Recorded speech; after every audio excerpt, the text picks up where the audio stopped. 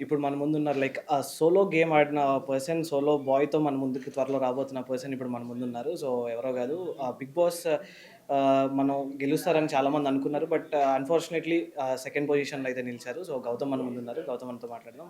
Hi అన్న, ఎలా ఉన్నారు? హాయ్. హాయ్. చాలా బాగున్నా. సో, వి థాట్, అంటే మేమే కాదు, చాలామంది ఆడియన్స్ అయితే మీరు సెకండ్ కాదు ఫస్టే హ్మ్. వస్తారని అనుకున్నారు. So, what was your feeling?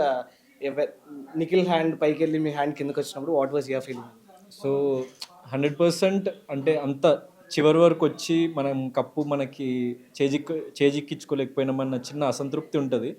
So, కానీ అది నేను వితిన్ నో టైమ్ నేనది ఓవర్‌కమ్ అయ్యి ఆన్ స్టేజే నేను చెప్పేసినా గూడా నేనేం బాధపడట్లేదు అని జెప్పేసి.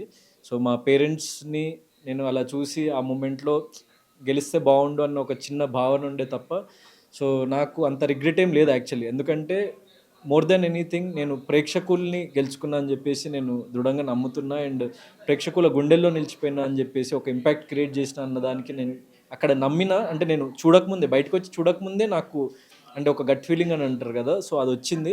అండ్ బయటకొచ్చిన తర్వాత నేను మీడియాలో చూస్తే లేకుంటే యూట్యూబ్ గానీ, సోషల్ మీడియా గానీ ఎవ్రీవేర్ చూస్తే ప్రతి ఒక్కళ్ళు లైక్ చాలా వరకు చాలా శాతం మంది Gautam is the winner, Gautam winner అవ్వాల్సింది అని జెప్పేసి, Gautam is the real winner అని అనేసరికి సో, నాకది చాలు. అక్కడే నేను గెలిచేసిన.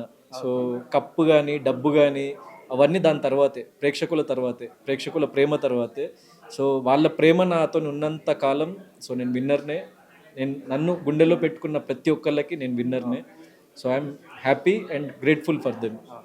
అన్న, నార్మల్‌గా నాగ్ సార్ లాస్ట్ మా ఆంటీ వాళ్ళకి కూడా ఒక మంచి కాంప్లిమెంట్ ఇచ్చారు. అండ్ దట్టు ఎవరికి మీ టెలికాస్ట్ అవ్వనిది కూడా ఇందాక ఒకటి చెప్పారు. అండ్ దట్టు రామ్ చరణ్ గారు కూడా మీకు ఒక మంచి కాంప్లిమెంట్ ఇచ్చారని చెప్పారు కదా! సో, ఎలా ఫీల్ అవుతున్నారు? అంటే సెకండ్ పొజిషన్ వచ్చిన తర్వాత ఆయన అలా మీకు ఒక మంచి మోటివేషన్, అండ్ నాగార్జున గారు ఒక మంచి కాంప్లిమెంట్. అండ్ ఎవరికైనా ఒకళ్ళకి అదృష్టం ఒకసారి తడతది. కాకపోతే మీకు 2 సార్లు బిగ్ బాస్ 7 అండ్ 8.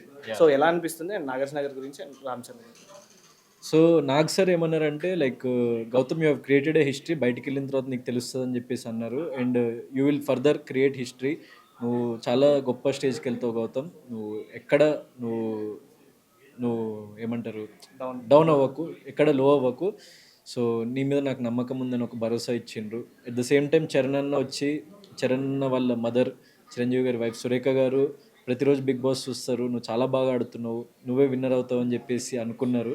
కానీ నువ్వు రన్నర్ అప్ అయినవు. సో, నువ్వెక్కడ దిగులు చెందకు గౌతమ్. సో, నేను 100% చెప్తున్నా, నువ్వు లైఫ్‌లో ముందుకు వెళ్తావని భరోసానిచ్చిండ్రు.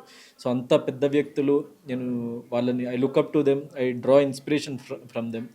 సో, నాకు స్వతహాగా చరణ్ అన్న లేకుంటే చిరంజీవి గారన్న, పవర్ స్టార్ అన్న లైక్ వీరాభిమానిని నేను. లైక్ వాళ్ళ కోసం ఎన్నో రోజులు నేను ఎన్నో ఫిల్మ్స్ చూసి లైక్ వాళ్ళ నుంచి ఇన్‌స్పిరేషన్ డ్రా చేసుకొని ఇక్కడి వరకు వచ్చిన వ్యక్తిని. వాళ్ళ నుంచి ఆ మాట వచ్చేసరికి నేను చాలా చాలా సంతోషపడ్డా. And I'm very very happy and grateful. Charan అన్న నన్ను సైడ్‌కి లైక్ నేను వెళ్ళిపోతుంటే నన్ను పిలిచి మరీ భుజం తట్టి మరీ ఈ విషయాలు చెప్పిండు. సో, అంత పెద్ద గ్లోబల్ స్టార్ ఆయన అసలు ఈ విషయం చెప్పాల్సిన అవసరమే లేదు. కానీ that's where he stands. So, he is a true global star. Okay. Thank you so much. We hope Solo Boy ఒక మంచి సక్సెస్ అవ్వాలని కోరుకుంటున్నాను. Thank you. Thanks lot.